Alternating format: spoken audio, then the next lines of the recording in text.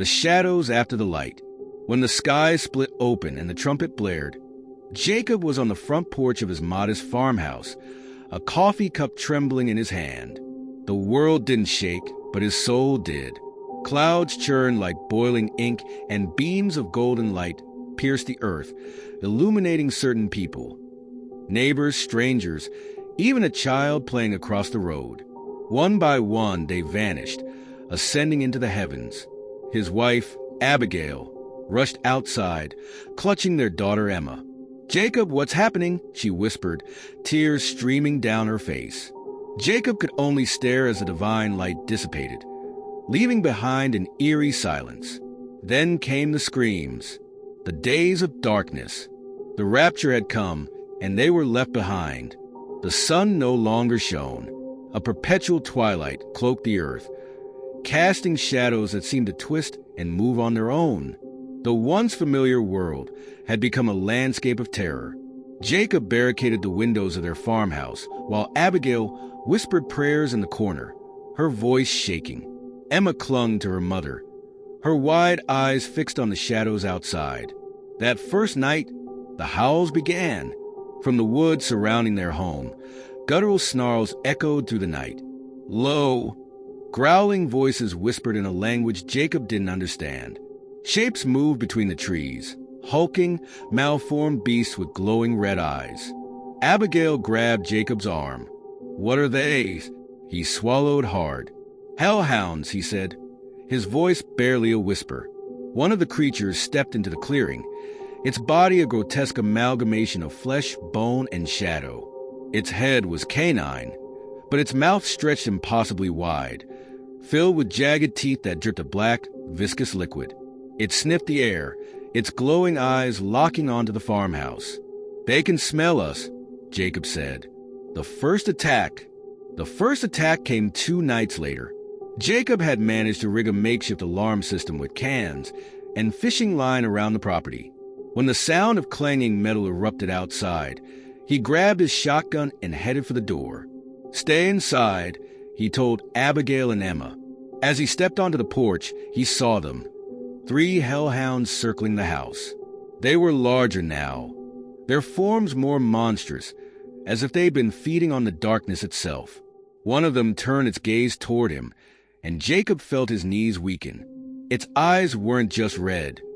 They were alive, swirling with malevolent energy that pierced straight into his soul. The beast lunged.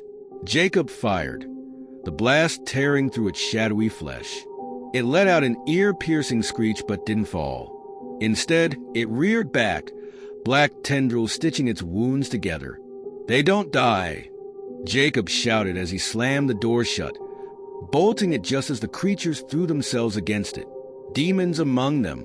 By the 3rd week, the hellhounds weren't the only things hunting them. Dark shapes began to appear in the fields. Humanoid figures that moved unnaturally, their limbs bending in impossible ways. Their skin was pale and stretched tight over their bones, and their faces were featureless except for mouths that stretched from ear to ear. Abigail saw one of them first, standing at the edge of the cornfield. It didn't move, didn't make a sound, but she could feel its gaze.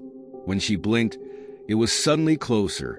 "They're inside my head," she whispered, clutching her temples. Jacob didn't know what to do. He fortified the house as best he could, but the creatures were relentless. They whispered at night, their voices seeping through the walls, taunting them. "You are ours. There is no escape." One night, Emma screamed. Jacob and Abigail ran to her room to find her standing by the window, staring into the darkness. "There's a man outside," she said, her voice trembling. Jacob looked out and saw him, a tall figure, cloaked in shadow, standing in the yard. His eyes glowed faintly, and when he smiled, it was a grotesque parody of human expression. "Jacob," the figure called, its voice low and gravelly. "Bring me the child, and I'll let you live." Jacob fired his shotgun through the window, but the figure didn't flinch. It simply smiled wider and disappeared. The descent into hell. As the days turned to weeks, the family grew weaker. Food was running low. and the creatures were becoming bolder. The hellhounds prowled the yard during the day, their forms now more monstrous, with skeletal wings sprouting from their backs. The humanoid demons began to scratch at the windows, their nails screeching against the glass. One night, the whispers changed. Instead of taunts, they became promises. "Give us the child and the rest of you may ascend."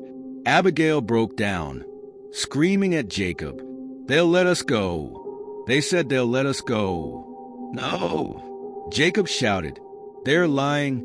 They'll take her, and then they'll take us too." But the seed of doubt had been planted. That night, Jacob woke to find Abigail standing by Emma's bed, her hands trembling as she reached for their daughter. "Abigail, no!" he shouted, pulling her back. She collapsed to the floor, sobbing. "They're in my head," she whispered. "I can't stop them." The final stand. The next night, the creatures attacked in full force. The hellhounds threw themselves against the doors, splintering the wood. The humanoid demons clawed at the windows, their featureless faces pressed against the glass. Jacob handed Abigail a knife. "If they get in, you take Emma and run." "What about you?" she asked. "I'll hold them off." The door shattered, and the hellhounds poured in. Jacob fired shot after shot, but it was like trying to fight shadows. One of the beasts lunged at him, its claws raking across his chest. He screamed but didn't fall. Abigail screamed as one of the humanoid creatures grabbed her. Jacob turned just in time to see it dragging her toward the window. He fired, and the creature released her, dissolving into smoke. "Upstairs!" he shouted. They barricaded themselves in the attic, but the creatures were relentless. The walls seemed to pulsate with darkness, and the air grew colder. Emma began to cry. "Daddy, they're coming." Jacob held her close, whispering, "I won't let them take you." The shadows coalesced in the corner of the room, forming the tall, cloaked figure from before. Its glowing eyes burned into Jacob's soul. "Your faith is meaningless," it said.